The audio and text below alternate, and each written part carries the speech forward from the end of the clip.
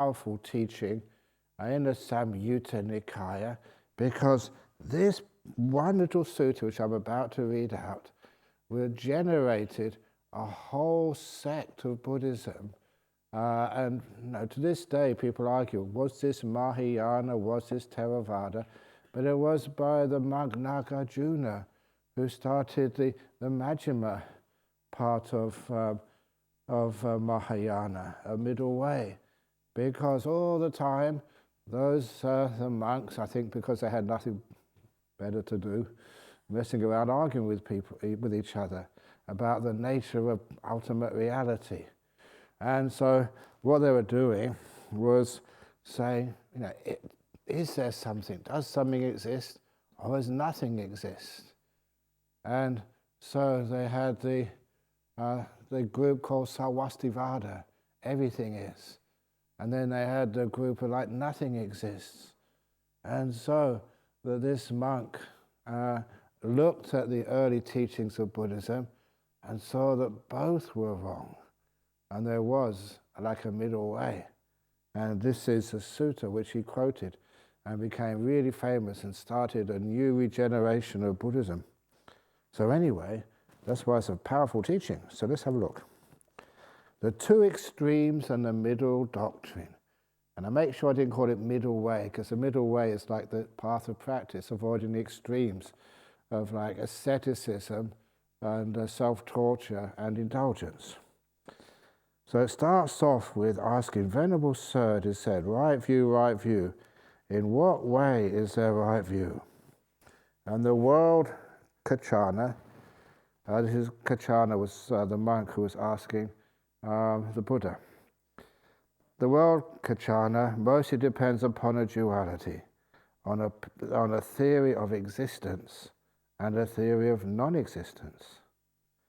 But for one who sees the origin of phenomena as it really is, there is no idea of non-existence in the world. And for one who sees the cessation of phenomena as it really is, there is no idea of existence in this world. Now what this means is that you can't say there is nothing, that nothing exists, because you can feel, you can know, that you can experience sensations of phenomena. So you know these things arise, but they don't persist. It's almost as soon as one phenomena comes up to your conscious awareness, then that disappears and another one takes its place. One arises and then ceases, and then another arises and then ceases. So it can't say there it is. It's almost like you can't say it persists. It comes and everything goes. So most people are attached to one of these wrong views, but one with right view disengages from such dualistic theories about my soul.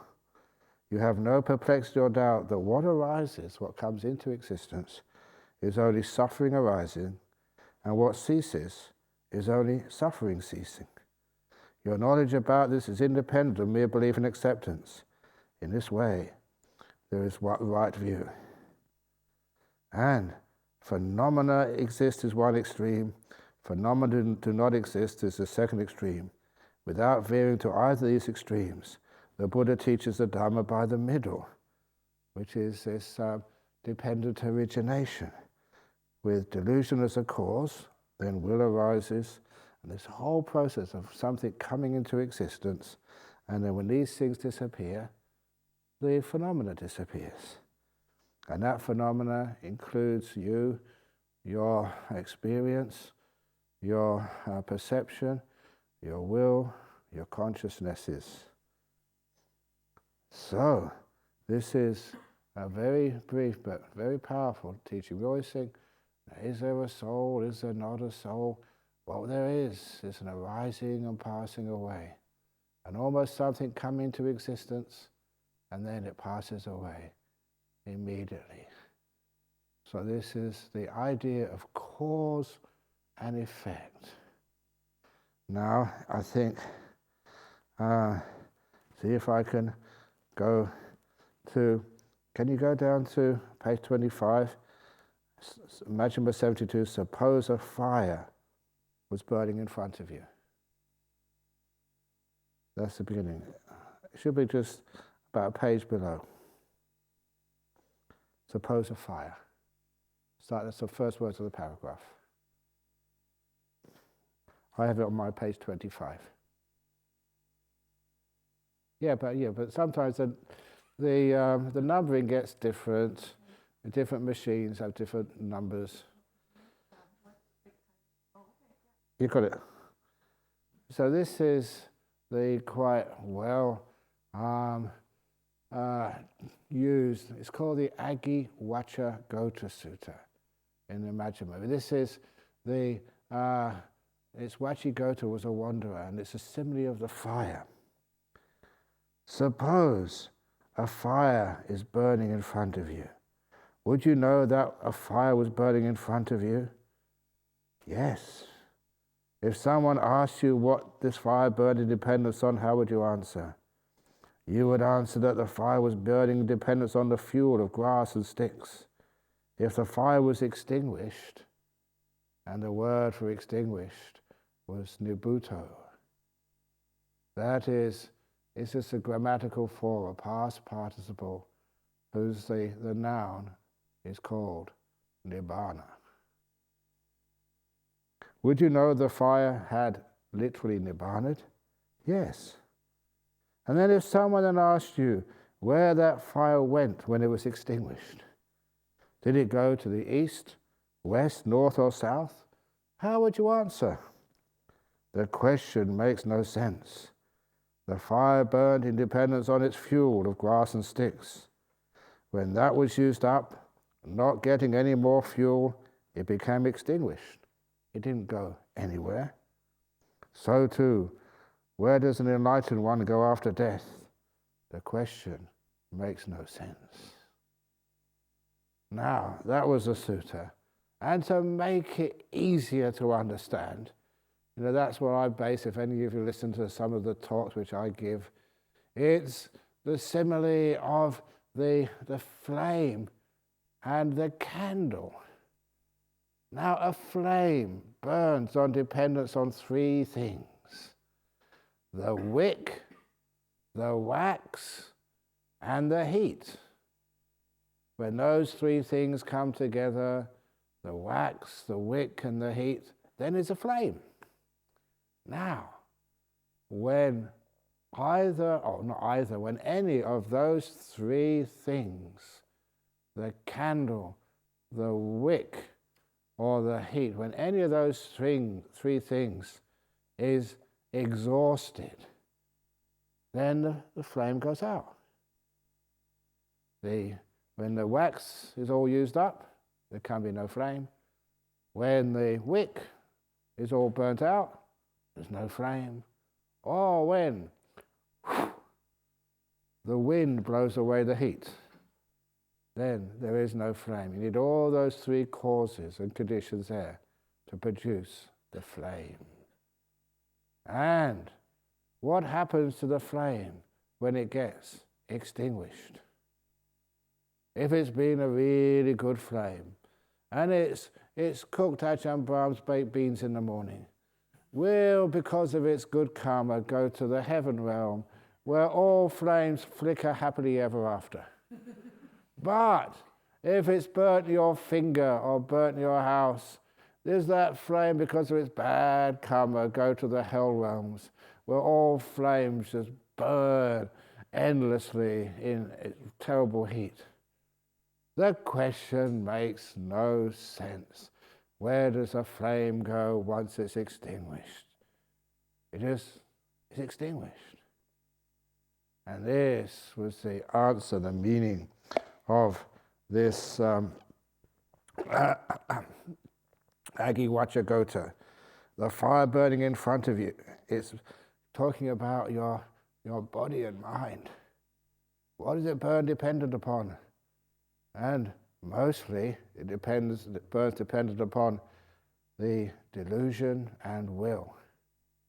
You want to live. You want things, and that is a fuel It's dependent origination in brief, which keeps you going. And it's a delusion that you can control. The next thing after delusion, independent origination, is called will. Sometimes they call it sankhara. But what sankhara means, if you translate it sort of obviously, clearly, it means your will. Because of delusion. That's why you will things. Now, I'm going to just go off on one of my tangents to make it easy to understand. Years and years and years before Google, I started talking about driverless cars, especially the driverless bus. And once Google started to make driverless buses, they gave no credit to its first, well, not really, originator, because I had it in a different idea. But I imagined that life is like a bus journey. Okay, that's just pretty sort of ordinary. And as you go in your bus journey of your life, there are times when your bus goes through some beautiful landscape, rolling hills and beautiful waterfalls and sunny skies and forests and mountain peaks, and it's just beautiful scenery.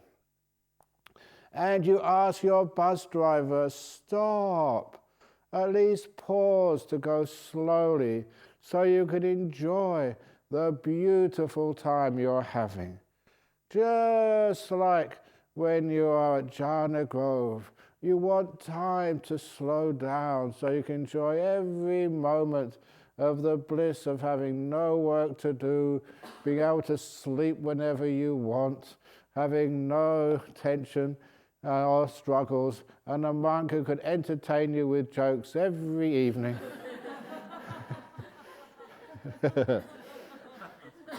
Oh, what bliss. But you know what happens? It's already Friday. No, it's already Thursday. A couple of days and it's all over. Ah, it's gone too fast. Has it gone too fast? That's what life is when you're enjoying it. It goes way too fast. So you get fed up with your bus driver who always goes really fast, when it's beautiful territory. And then sometimes it's like your bus goes through the toxic waste dumps of life. Just like it goes through industrial waste dumps. And you look through the windows and it's disgusting, it's offensive, it's just really a lot of suffering. And what do? You ask your bus driver, get out of here fast, put your foot on the pedals and speed out of here. And what happens? The bus driver stops. So you have to experience suffering and pain and disappointment way too longer than you should. And you think it's that stupid bus driver. The will doesn't know how to get out of difficulties quickly. Oh, you're sitting here and you're restless all over the place. Why do you do that, mind? Come on, stop, get out of here. And then sometimes you're so peaceful and so wonderful. You're just enjoying the peace, and then, okay, meditation over. Oh, it's unfair, I'm getting peaceful, why does it have to go? So sometimes the controller, your will, you think that's the problem. So what you do, you want to find the bus driver's seat in your body and mind. Who's in control of you? So it's very difficult to get out of your seat and go to where the bus driver sits, in the front of the bus. It takes a long while to find that part of your mind. The body, you have to let go of the body first of all and find the mind. And in the middle of the mind, your will. Find out who is this being, this thing inside, which is so stupid that it always messes up my peace and happiness. And this is what the job of meditation is. You go deep inside your lotus, where you find where the will resides. You get to your bus driver's seat. You know what you find? You know what you see in there? The bus driver's seat is empty. It's a driverless bus. Google was right. There's no driver in there. Now that shocks you. Sometimes you think, my goodness, well, who's been driving this bus? There's cause and effect, that's all. So what do you do as a result of seeing non-self? There's no one in charge inside. Woohoo. You go back to your seat. You know what happens? You start complaining. There's no one to complain to. It's like just shouting at nothing, crying in the air. So, that's the simile of the driverless bus. So, we get back to the word of Ajahn Chah. I haven't told this simile yet, but it's a famous one. One of those personal pieces of advice, a teaching from one master to the disciple. And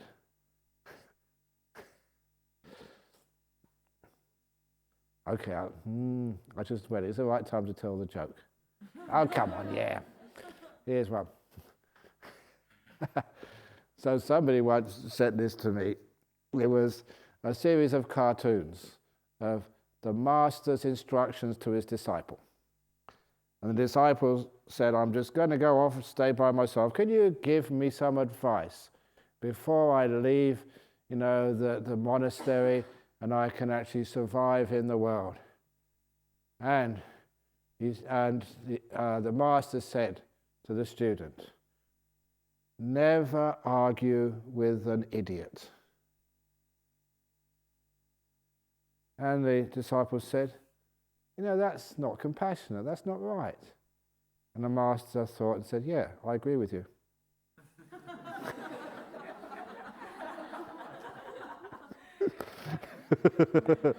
It's a bit mean and nasty. What do you think about that? Do you agree with it?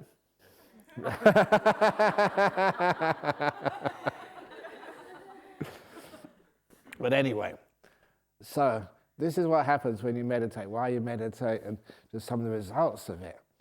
And how you can get some really good meditation, because this was the last year I was in Thailand. And Ajahn Chah, he was getting sick, but still really sort of powerful figure. And we decided it was compassion, but it was selfishness at the same time, when we built a sauna in Wat Nana Chat for Ajahn Chah. And I was very heavily involved in that because I learned a little bit of building. And that we realized that this could be done because actually we saw it when I started studying the Vinaya in Pali. They used to have saunas in the time of the Buddha. And so that's another thing. Saunas were not invented in Sweden. They were in India a long time before they built them in Sweden. So anyway, so we thought, who knows, that might sort of help our teachers' good health. So we built a sauna, but it wasn't, to be honest, it wasn't just an act of selfless compassion for our teacher, because we knew if we had a sauna and he liked it, he would come every week for his sauna, which meant we would see him. We get a teaching every week. And it worked out perfectly. So Ajahn Chah would come every week, to have a sauna. It was the only sauna in that part of the world. He'd come there every week to get his sauna, and he would give us a talk before he had his sauna. So we just always looked forward. Every week we had the teacher give a Dhamma talk, then he'd go to the sauna, then he would go back. Perfect plan. And then what happened one day, one day when he came, Ajahn Chah sometimes just gave rubbish talks. And I say that as his disciple, revering him immensely. Sometimes he just wasn't, just on song. He wasn't tuned up, whatever it was. Everyone's performance, whether it's in cricket or whether it's in music, sometimes you're really on the job and it just comes out so beautifully. And this particular time, Ajahn Chah was really just beautiful Dhamma talk. And it was in Thai, I could understand it in Thai. And I was just so inspired. There is times when you listen to a talk and whoever's teaching it, it's almost like the Buddha is talking to you. You get so inspired and so high. And after the talk was finished, it was usually the job to go and help your teacher, a little task in the sauna, hand him his towel, just rub his back, whatever it was, to do some sort of service for him. But there's other monks going to do that service that day. And I was just so blissed out and so beautiful talk, so happy. I just went round to the back of the hall where no one was, sat down and closed my eyes and meditated. So easy to meditate when you're inspired. And that's one of the reasons why that when you start meditating, you think of all the beautiful things you've done and all the wonderful things which have happened. And then you get just so blissed out. Then you meditate and you're already sort of way into deep meditation. So that's what I did. I just listened to remembering all the amazing stuff what Ajahn Chah just taught, and I was just blissed out and just in really good meditation. And 2 hours went past like nothing. And when I came out of my meditation, just so joyful, you think, wow, I thought of my teacher. So I wonder if there's still something I could do. Maybe I could just, do some little service for him. So I got up and walked towards the sauna. And I realized I was late because I saw him come in the opposite direction. He was already finished his sauna, robed up and coming with his Thai driver who was going to take him back to Wat Pah Pong, which is about 6 kilometers from Wat Nana Chah, not that far. And I realized, that we were going to cross paths. And before we crossed paths, he stopped and looked at me. I'd just come out of a really deep meditation. And we talked a little bit about psychic powers before. And, Ajahn Chah, he had these. And I don't mind talking about it now because, he's passed away. But, it was a strange experience, but the only way I can explain it is you could feel him just reading my mind, like going inside and just having a look around. Most times, I would close the doors and run away because my mind wasn't ready to be read. But for once, I was actually quite happy. Come inside, teacher. For once, I'm very proud. You can come and read my mind. Just like when you've got a nice clean house, all nice and tidy, then you don't mind sort of your friends coming and have a look. But most of the time, your bedrooms and kitchen is a mess, and you'd rather didn't see it. And that was most of the time. My mind was a mess. So, please don't come and have a look. And any of you who are afraid of monks reading your mind, if you can do things like that, you only read 1 or 2 people's minds, and that's enough. Never again. It's like reading a trash novel. Honestly, be honest. Is your mind ready to be read? No. And poor old monks, they would never do that. Oh, crikey, this is terrible. And they've been meditating with me all these years. But anyway, so you don't read people's minds. That's an invasion of privacy, and it's also too much suffering for the one who reads the minds. So anyway, but for once I was happy. Come inside Ajahn Chah, have a look around. Yeah. So you could feel him just like someone foraging inside. And then you felt him leave your mind. How can you explain that? What exactly those feelings are, but that's how I perceived them. And then afterwards he looked at me, really seriously. And that's when he said, Brahmavamsa. Just, with kindness, but with power. And you couldn't really move away from him. He said, Brahmavamsa. Why? And that was, in Thai, tamai. Why? It was the question why, a deep question about the nature of reality and everything. Why? And I looked at him and I replied, I don't know. And I reverted to my stupidity. A quiet mind, yeah, peaceful, degrees from Cambridge, but nothing else. And that's when Ajahn Chah, he would never scold you when you were stupid. He would just laugh. And sometimes I wonder, why did Ajahn Chah tolerate so many Western monks?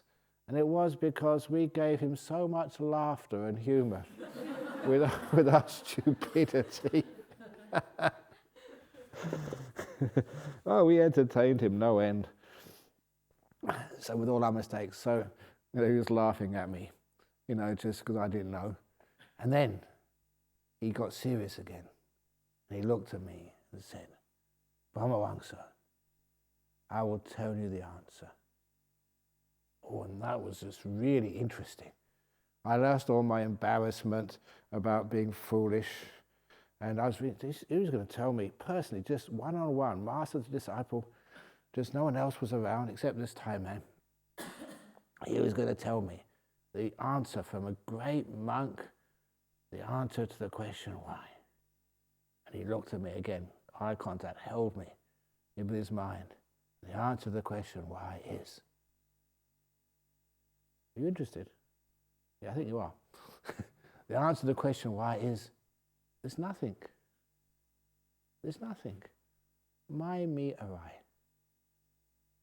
And then he looked at me, and he was really kind, compassionate. He said, do you understand, Brahmavamsa? Do you understand? I said, yes. And he said, no, you don't. Oh, that was just, you were really high, getting a personal teaching from a great monk at the deepest level, and then you felt just like a little worm on the ground. No, you don't. And then he walked away. I always remember that. Just emptiness. Nothing there. In your will, your consciousness, your soul. What's there? There's nothing. There's nothing. Do you understand? No, you don't. But that was a wonderful teaching about when people start talking about non-self. So anyway, let's go back to what the Buddha said. Oops, you've lost your place. Get out of here. Oh my goodness. I certainly don't understand how to use these machines. What really is amazing, though, that I could go and give a keynote address on the World Computer Conferences. How I get away with that, I don't know. Anyway, here we go. Okay, to exceed the thing, going up a bit. Okay. So, what are we got? Something which is nice and interesting here. Okay, here we go. Just underneath, and you've got views and discussions about the soul. You got that? That's just afterwards, where the fire simile. You got that one? Yeah. Okay. Anyway. Okay, that's good. Yes, good. So now we have, like in the Buddhist ideas, the idea of the 5 khandhas, the 5 components of existence. Now, many of you who have been to retreats before would have heard them as, was it body, or like form, sometimes they call it, like body, feeling, perception, what's the next one? Sankhara, volitional formations, and consciousness. But if you look more carefully, I always like to put new translations in, because those are old translations, hundreds of years old, no, over 100 years old. So body, okay, but Vedana, instead of feeling, experience is a far more accurate. the experience you're experiencing now, this you experience through any of the senses, this is called experience. The quality of the experience is pleasant, unpleasant, or somewhere in between. That's something different. But this is experience by itself. And then this third classification is perception. How you perceive that experience. And I've always informed you about how perception can be so uncertain. Sometimes you perceive the beautiful sun. Isn't it a wonderful day today, nice and warm? But then people who are farmers say, we need the rain. So some people say, we want sun. Other people say, we want rain. And so all of these people, they disagree because they've got different perceptions. Is sunshine good? Or is clouds good? We have different perceptions of what we like. And where do those perceptions come from? A lot of those perceptions, they come from just culture. I was always fascinated that when I was a young man, pretty girls, my girlfriends, had to be thin. And I looked at the poor ladies who were fat, they never sort of got many boyfriends. And I thought, now I know, it's just a shame. They're just born at the wrong time.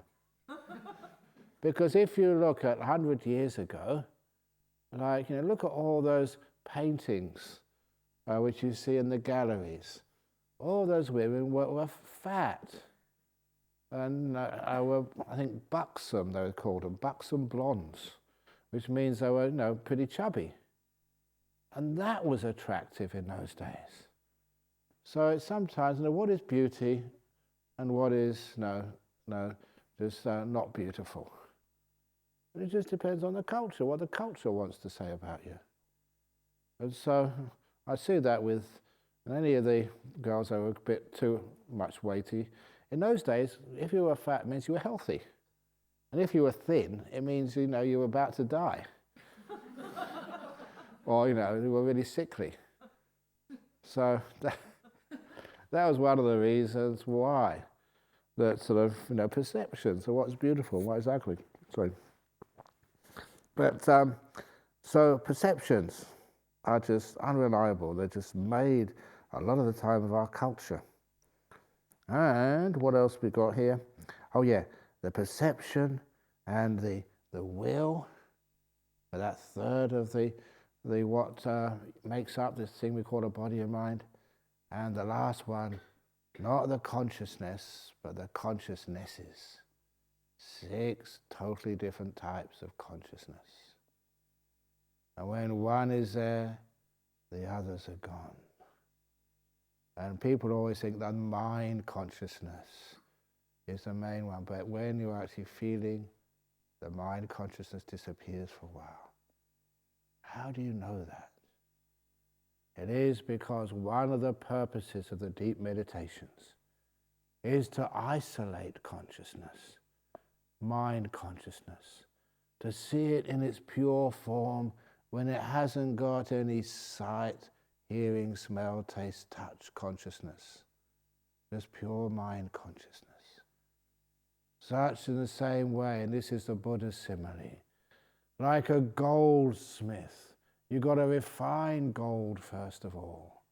And when you've got pure gold with no impurities, then a chemist can understand its properties. But if it's got a little bit of tin or a little bit of lead in it, but it's not pure gold, then you may not know exactly the real properties of the element called gold. In the same way, said the Buddha, when you can refine this thing we call mind, they just see the mind and nothing else. No sight, no hearing, no smell, taste and touch. Pure mind, then you know what the mind actually is. And when you know what the mind actually is, then you can see it is independent. And when one of these other senses rises, The mind is not there. It comes and goes. So, where is it gone? We go down here. Where is it a bit further?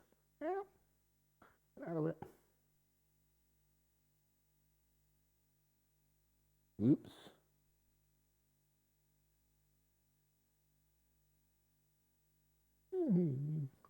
Oops again. Oh, I don't know. Oops. Oops. Oops.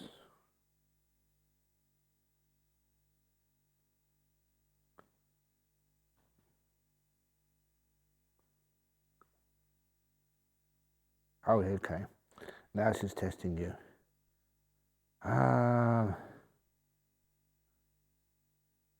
This is, if you can get just above wise contemplations. I'm going backwards and forwards on this. Page 26 in my version. The bottom of page 26 in my version. Wise contemplations. You got that one? It's just above wise contemplation. It would be better for the uninstructed worldling to take this soul as this body rather than the mind. Why? Because the body lasts for up to 100 years or even longer. But that thing we call mind or mentality or consciousness. You haven't got that one? Yeah, just above wise contemplation. Yeah. Yeah. Yeah. Because this body lasts for up to 100 years or even longer. But that thing that is called the mind or mentality or consciousness arises as one thing and ceases another all the time. It comes and it goes. So anyway, so when you see these things, the stream winner is, oh good. So you go down to stream winner because that's what people wanted me to talk about. At least one person did. So the Sotapanna or stream winner. When you contemplate in this way, 3 fetters are abandoned in you. A view of a permanent essence, a soul, skeptical doubt and belief that rites and rituals are sufficient in themselves to reach enlightenment. Those who abandon these 3 fetters are all stream enterers, no longer subject to rebirth in the lower realm and headed for full enlightenment. Absolute rule over the earth, going to heaven, supreme sovereignty over all worlds, the fruit of stream winning surpasses them all. You getting this on the, you got this? Yeah, good. There are 2 conditions for the arising of right view. The words of another, one who knows what they're talking about, they call him an enlightened person, and work of the mind that goes back to the source. And there are 5 factors that build on right view and take it to full enlightenment. So once you've got that right view, the virtue, your learning, discussion, samatha and vipassana, stillness and insight.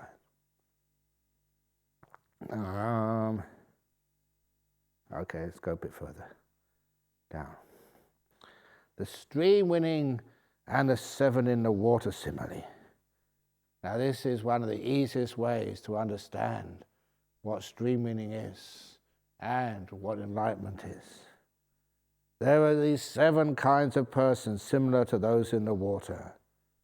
And so I call these like the shipwrecked sailors. Even though the Buddha never says about a shipwrecked sailor, imagine there was a sailor and the ship goes down and they're in the water. There is the first one who goes under and drowns, meaning one with bad qualities. One who floats, then drowns, meaning good at first, but then bad qualities dominate. Number 3, one who floats and keeps their head above water, meaning the good qualities become even stronger in their world. And 4, the above, they're floating, keeping their head above water, and they look around and they see safety, meaning the stream enterer. See the safety from all the suffering of life. And the above, they see safety, and they start swimming towards safety, no matter how far it is, meaning the once returner. And the above, who feel solid earth underfoot, they just swam so fast, they're close to dry land, and they can just stand in this solid land, they can just wade through the surf. And lastly, the above, who is safe on dry land, meaning the enlightened one, free from suffering. Now what happens is that people, they know that these are the teachings of a Buddha, to be free from suffering once and for all. And the first one is the stream enterer. Once you are a stream enterer, you see what's happening, you see your delusion, you know exactly what to do. And then it's going to happen. 7 lifetimes at most. And then you're out of here. Now, that is so well known in traditional Buddhist countries, that people are just really keen to become stream winners. So much so that there was a retreat center in Colombo, in Sri Lanka. It was a retreat center like this, but with many differences. And one of the differences was it wasn't just meditation. It was also study, formal study, where, it's like being in school. And you were asked questions afterwards and given assignments. And it was like 2 months usually the course lasted. And there was this old lady from the countryside, the mountains in Sri Lanka, central Sri Lanka. And she came to visit her children in Colombo. And the children, they were really busy. They were doctors and business people. And they thought, well, this is our mother, our auntie. What can we do to give her a gift? And they knew that she used to go to the temple over in a local village to give food to the monks and to listen to the sermons. So they thought, well, why don't we sponsor her for one of these retreats? And then when we sponsor her for the retreat, she's also out of her hair for 2 months. They're being honest. And so, but they loved her and said, do you want to go on one of these retreats? We'll sponsor you. She said, oh yeah, I'd love to. So off she went on one of those retreats, 2 months. And she did really well, good meditation. And even though they thought she was a simple woman from the mountains, she understood the Dhamma. She'd almost like grown up with these teachings. And so when they gave her the final test, and the teachers there met together to assess her progress, they all decided that she was a stream winner. And so they called her up, and they said, Auntie, we just looked at your progress, and we're all in agreement. Auntie, congratulations.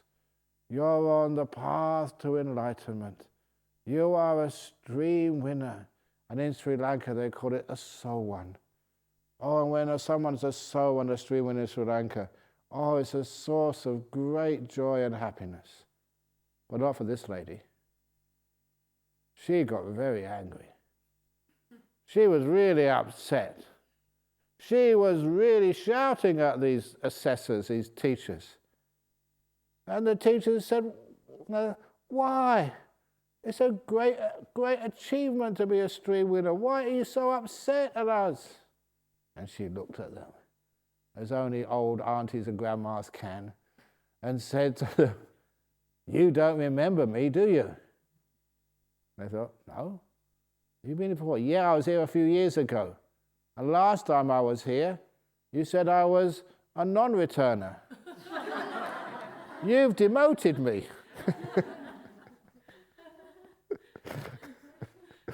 It's like you've got a PhD, and then they come and say, no, we give you a BA. And so you can't assess these things like, these are not attainments. Being a stream winner is losing things, not gaining them. Your sense of self is disappearing.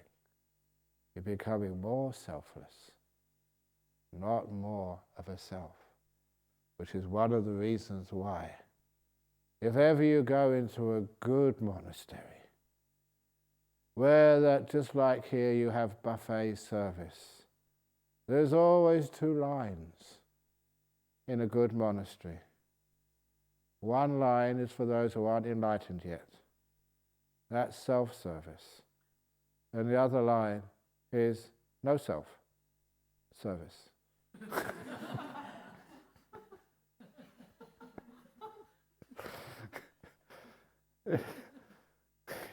It's really nice now that we have, because Buddhism is becoming popular in the West, we have really good Buddhist jokes. Well, I tried to tell one the other day, but he didn't really get it, because you know how it's really important to be peaceful and still? And there's all that thinking stuff, that we train ourselves to have less thoughts. And so that the abbot was actually commending one of his junior monks, saying, "You are the most thoughtless monk in this whole monastery." Well done.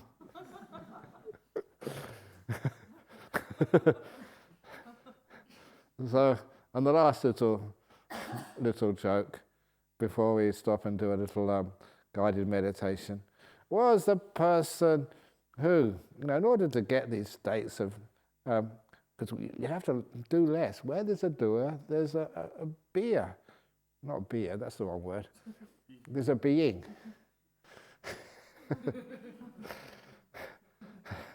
So that in order for that being to be seen for what it is, you do less and less and less and less. You're still.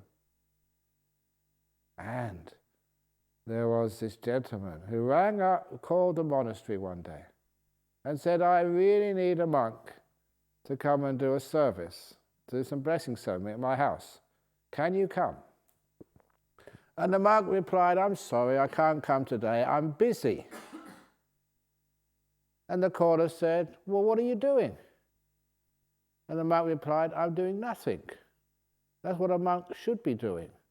I'm practicing and I'm doing nothing." And the caller was wise enough, been to many of my retreats, so he knew, oh yeah, very good, that's what you're supposed to be doing. All these monks running around like chickens with their heads off, doing this and building that and all this, and like business monks. That's a good monk, you're doing nothing. Well done. So, and he hung up, and the next day he called again, and he got through to the same monk. He said, "Oh, you again? Yes, great. Look, I really need you to come to my house to do a blessing." The monk said, "I'm sorry, I can't come today, I'm busy." So what are you doing today? Same as yesterday, I'm doing nothing. But that's the excuse you used it yesterday. He said, "Yes, well, I'm not finished yet."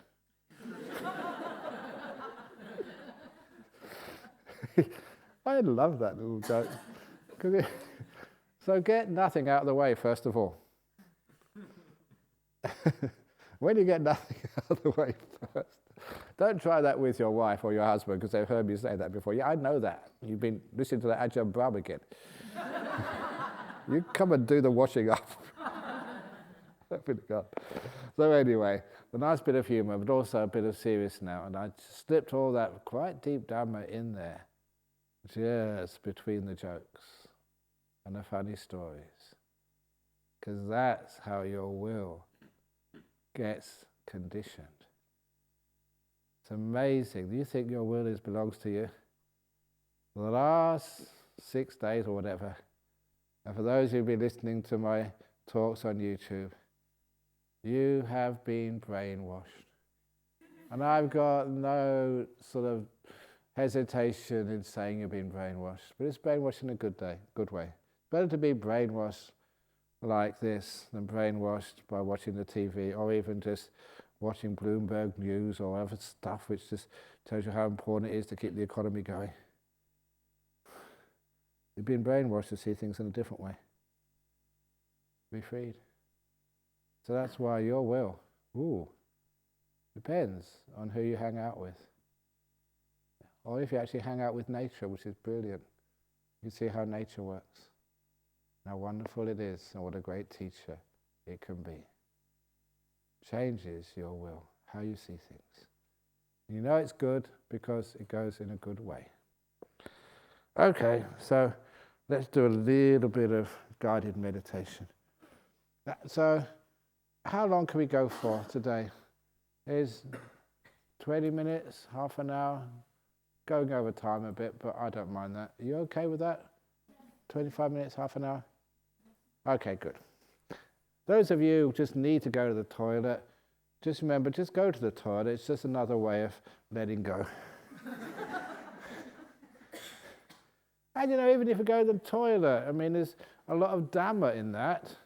Now think about it. If you go and do the number 2, the defecating, you've got to relax to the max. If you force it, you get hemorrhoids. And it's true. So just the same, if you force your meditation, you get stuck and you get sick. Relax. Let go. And you find out things come out naturally with no damage or no bad effects afterwards. So it wasn't just a sort of a coarse joke, toilet humor. There was a lot of that. Whatever you do in life, if you relax more, things go far more smoothly and less problems.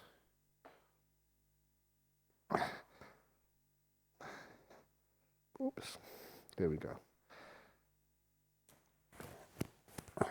So just to build on something which I said with that experience with Ajahn Brahm, there's nothing. Where did that story even originate from? It was when my teacher was saying such beautiful things and I got so inspired. I started off with developing joy and happiness even before I started just even contemplating, meditating. So now, as you close your eyes, yes, please get your body comfortable first of all.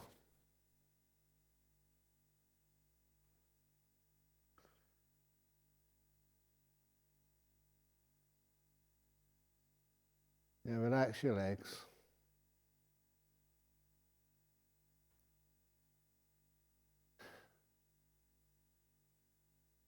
Make sure your bottom is comfortable. I'll try to speak more loudly, but when you're meditating, everything slows down and calms down.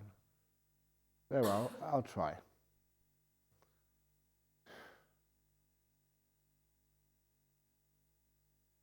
Get your back comfortable. We're looking for a posture which we can maintain comfortably for the next 20-25 minutes. And loosen the shoulders. You ask your hands, are they comfortable down there? Again, it's treating your body like a friend. You care about it. You don't control it and say, this is where you're going to sit. You sit and don't bother me, shut up. You don't use that type of force. You inquire, how is your head now? Is it well balanced on top of your neck? Do you want to scratch?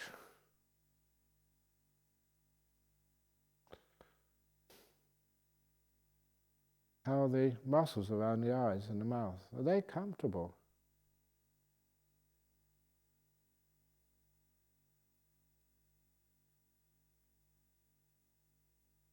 As a whole of your body, how does it feel? Just settling in to a good position before you start the meditation. Or I hesitated there because this is the meditation. The preparation is part of it. I'm looking after my body, feeling it. I'm stretching it now because that feels really good.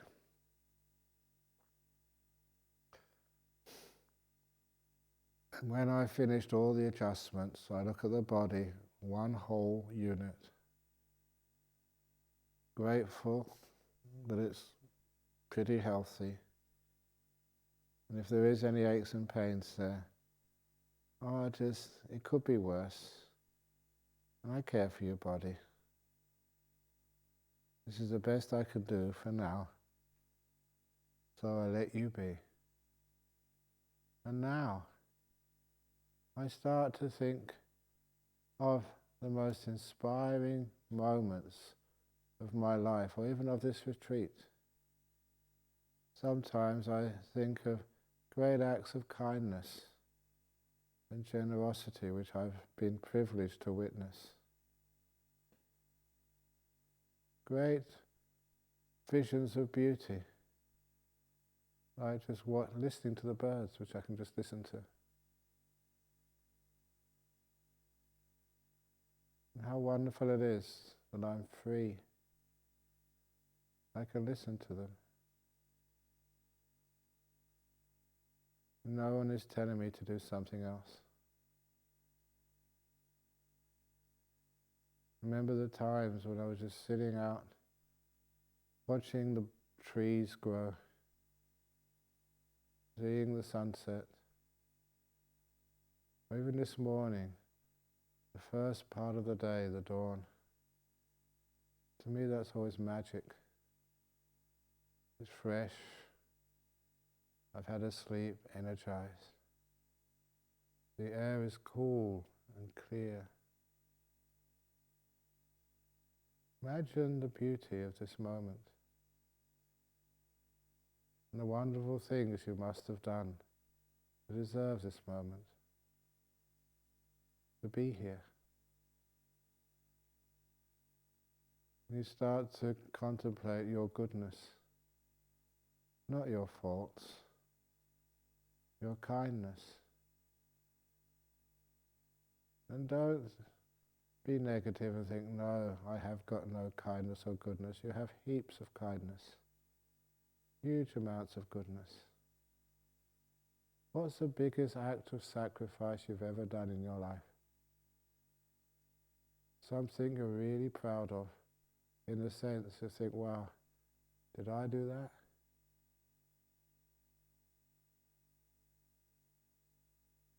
Did I give so much? And I'm not talking about money. Did I forgive and was kind and spent time with someone who really needed my company and help? What's the best act of kindness and selflessness you've done so far in your life? And linger on it. That was you. You rose to the occasion and went further than you probably ever expected. You were capable of.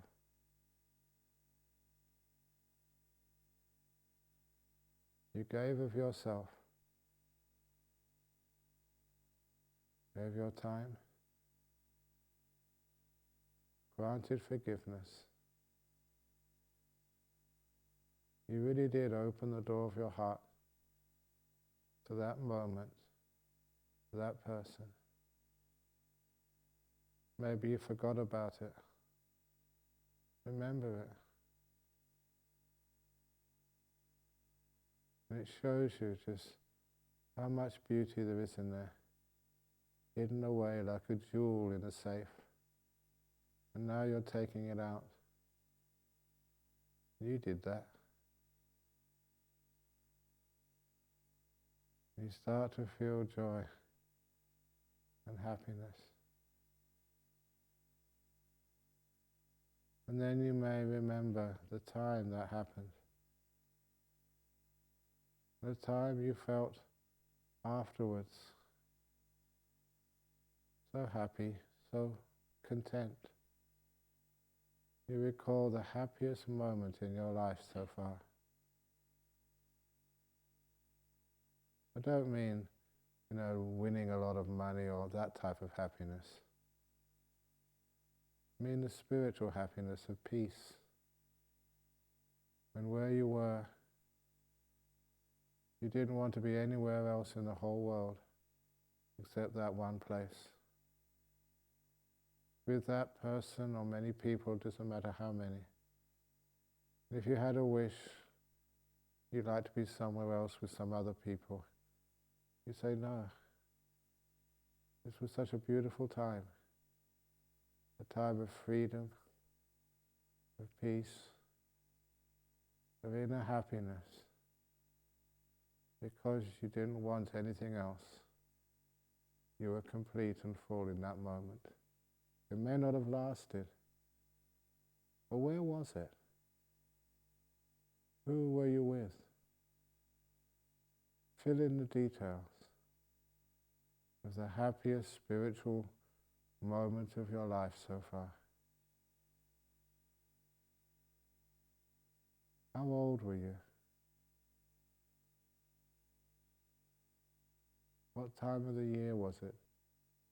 Was it summertime, winter, fall?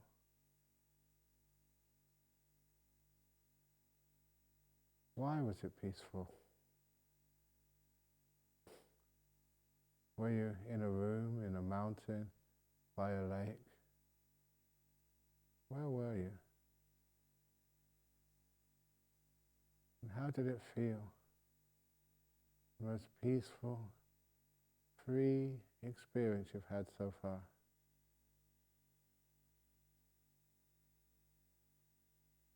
Was it warm or cold?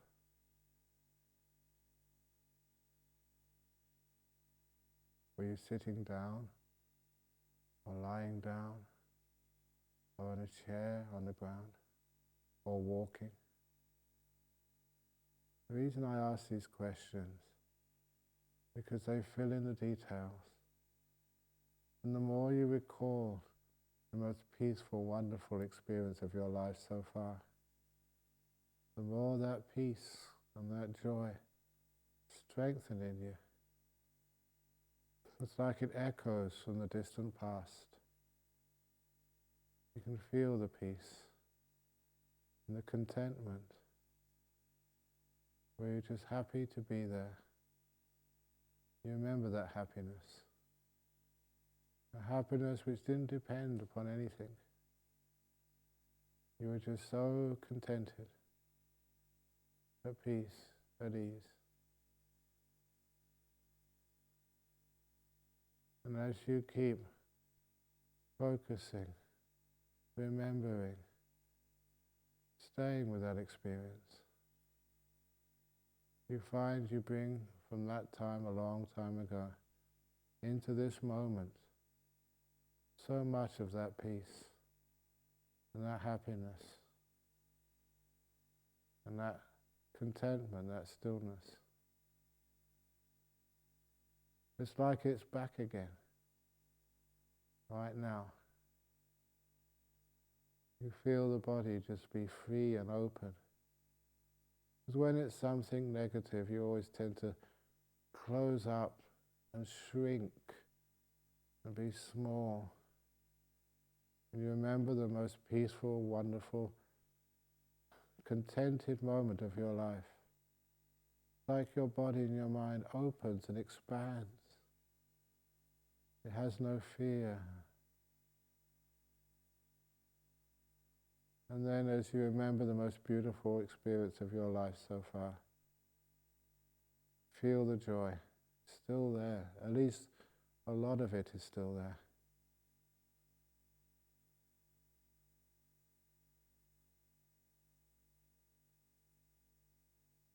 You notice when you focus on that joy, a purity of happiness. You discover your mind is peaceful again. And your mind does not want to wander anywhere. It's enjoying the happiness of being here, like you had so many years ago. And you recall this beautiful experience. Its echoes are still there. The scent of peace is still there.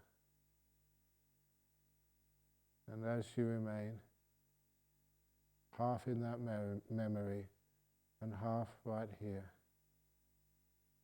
you find peace and joy an inspiration is staying with you.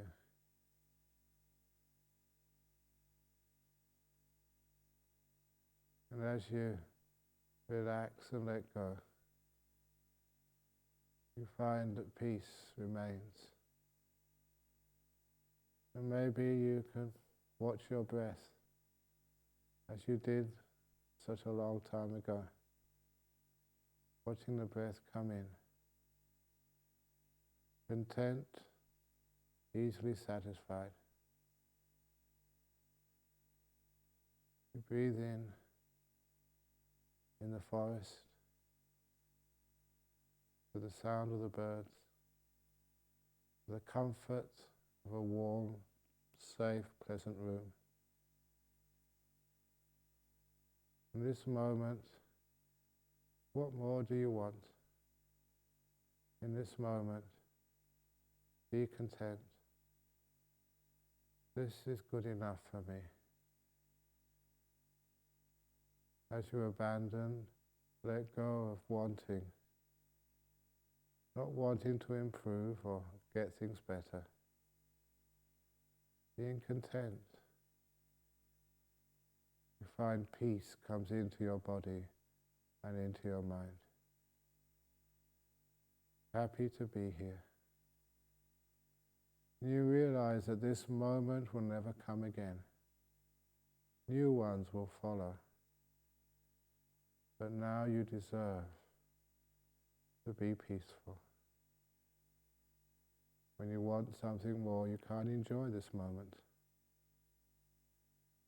So you're just happy to be here. Just watching your breath come in, your breath go out.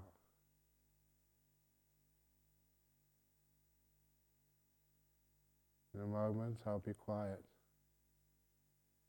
But if during the following moments you need a top-up of happiness and energy, just recall how good you are. Inspiration of your life so far. Beautiful moments. When you remember them, they re-energize you. I will now be quiet for about 10 minutes or 7 minutes.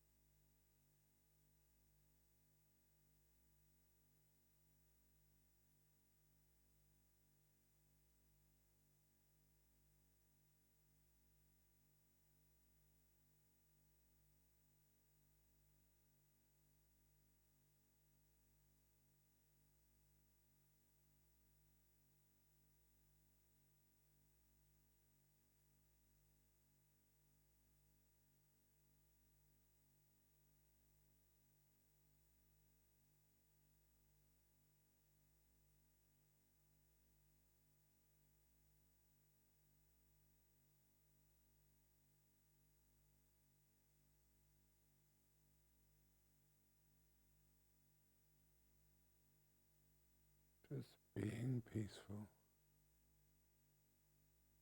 happy to be here.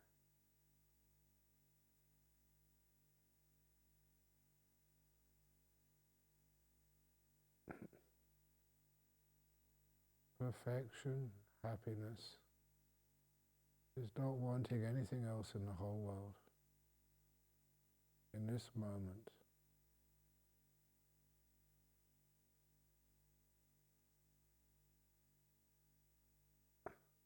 remember seeing people in poor villages so happy just playing with nothing.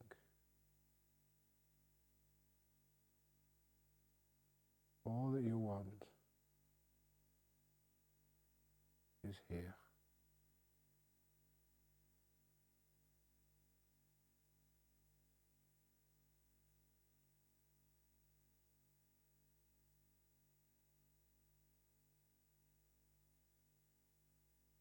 This is called letting be. Happy to be here.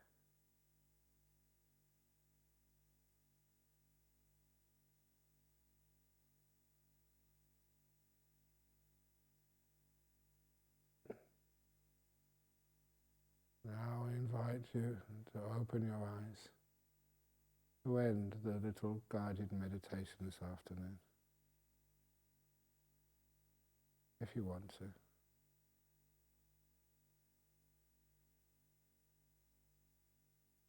Very good. Sadhu, sadhu, sadhu.